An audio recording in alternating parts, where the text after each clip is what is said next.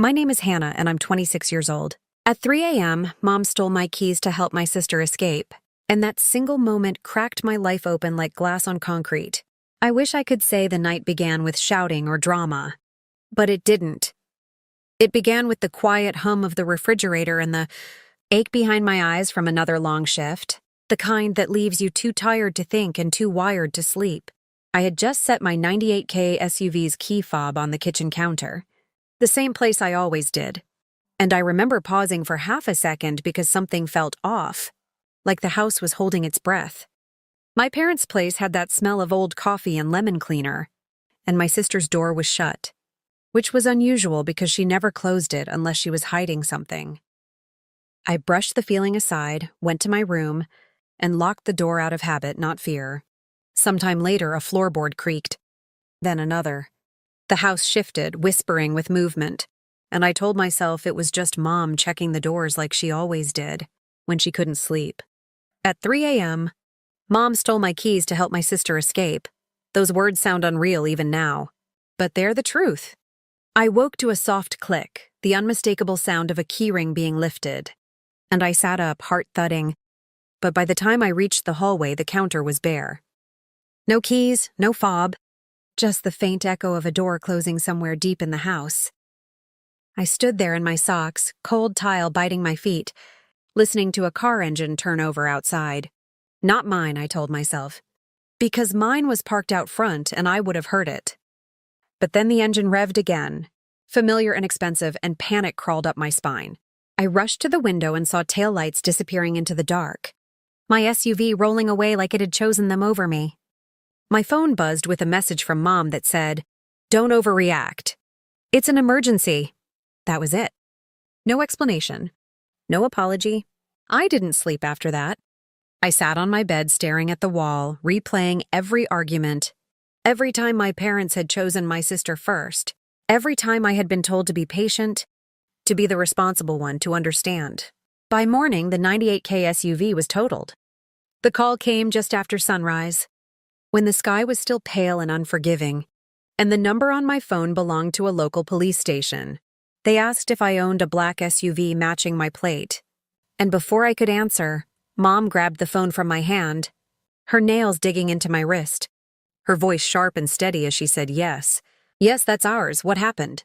I watched her face change as she listened, watched color drain from her cheeks as she learned the car had been found smashed against a barrier on the highway.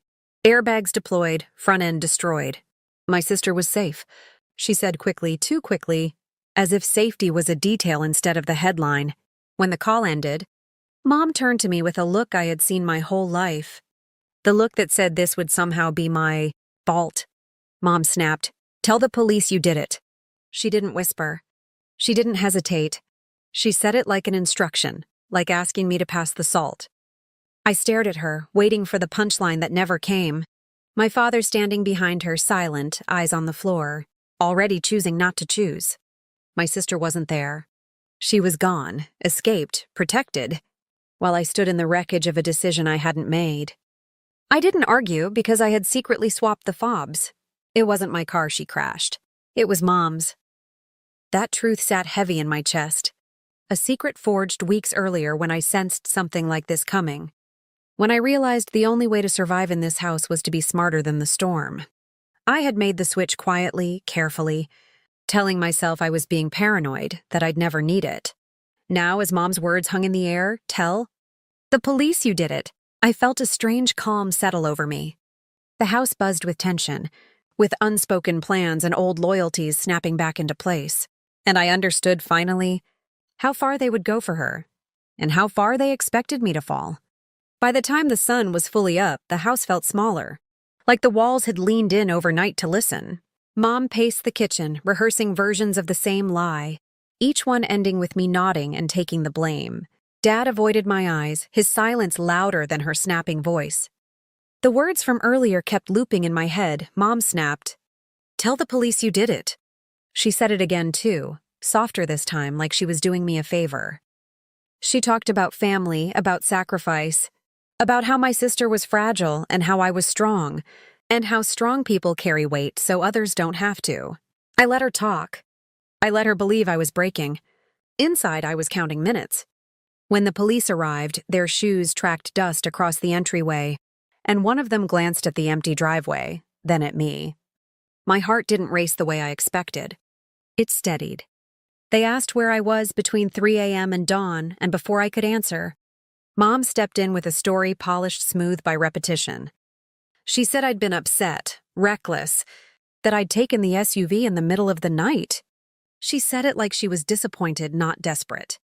I watched the officer's pen pause. He looked at me, waiting. I didn't argue because I had secretly swapped the FOBS. It wasn't my car she crashed. It was Mom's. I told them I was asleep, that my phone showed no movement, that my security app logged my door as locked all night. I handed over my phone calmly, the way people do when they're telling the truth. Mom's jaw tightened. The officers asked about the keys. I said they'd been on the counter. Mom interrupted, said she'd moved them for safekeeping. The room went quiet in that special way it does when adults realize a story is cracking. Then one officer asked a question that shifted everything. Whose vehicle was registered to which key fob? Mom blinked. I felt the moment tip. I explained evenly that weeks earlier I'd swapped the FOBs because my sister kept borrowing my car without permission, and I needed to know which was which. I said I didn't want conflict. I wanted clarity. The officer nodded and made a note. Dad finally looked up, fear flashing across his face like he'd just seen the end of a bridge. When they asked for Mom's fob, she hesitated, then handed it over. The serial numbers didn't lie.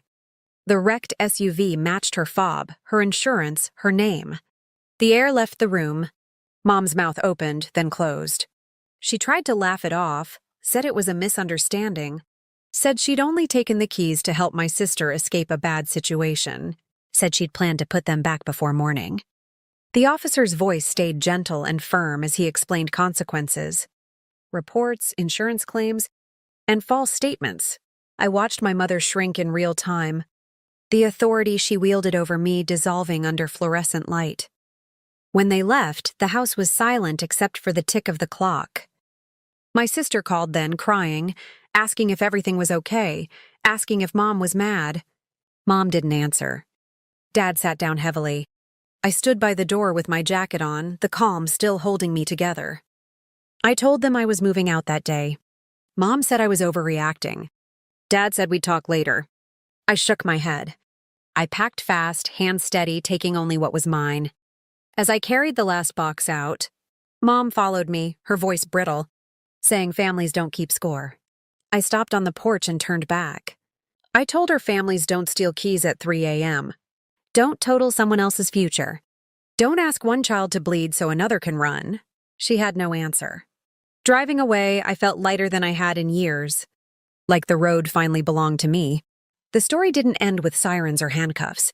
It ended with distance, with boundaries, with the quiet power of telling the truth and letting it stand. If you're watching this and you've ever been the responsible one, the quiet one, the one expected to take the fall, know this. Clarity is a kind of freedom, and sometimes the bravest thing you can do is refuse to carry a lie that isn't yours. If this story hit home and you want more real, raw stories like this, subscribe to the channel and stay with me.